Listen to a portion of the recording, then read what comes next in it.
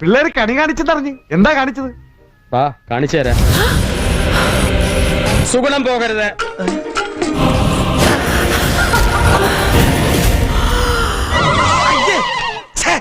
വൃത്തികേട് ആണല്ലോ.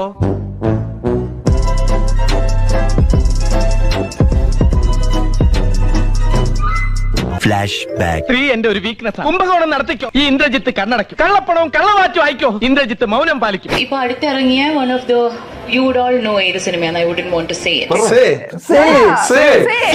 And one of Kasaba സ്ത്രീയുടെ പാതിവൃത്യത്തെ തൊട്ട് കളിച്ചാൽ ഞാൻ അഗ്നിയല്ല, അഗ്നി. is a movie that I unfortunately watched.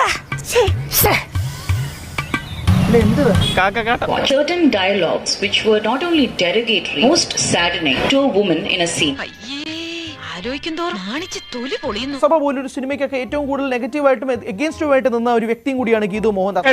വീട്ടിലെ കാരണവർക്ക് അടുപ്പിലുമാവാം. ഇത്രയധികം വാദിച്ചുകൊണ്ടിരുന്ന WCC അംഗവും കൂടിയായ ഗീതു മോഹൻദാസിന്റെ സിനിമയിൽ തന്നെ ഇങ്ങനൊരു രംഗവും കൂടി കാണിക്കാനുള്ള ധൈര്യം, ഔചിത്യം. ഇത് കലാപരല്ലേ? ഇതാണ് ഞങ്ങളുടെ പ്രത്യേകത. അയ്യോ കഴിഞ്ഞില്ല ഇനി കുറേയുണ്ട്. You have to slowly introduce them, slowly make them comfortable. തൂക്കിയല്ലോ നാദാ. But as a filmmaker, it is an added responsibility that people are comfortable when they watch with their family.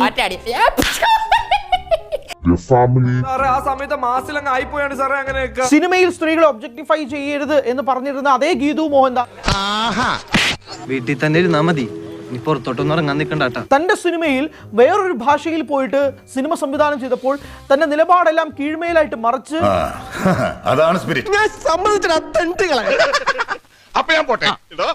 എന്റെ കാര്യം കൂടെ ഒന്ന് പറയടാ. ഈ പാവത്തിന് ഒന്ന് അഡ്ജസ്റ്റ് കൊടുത്തേക്ക്. പാവം.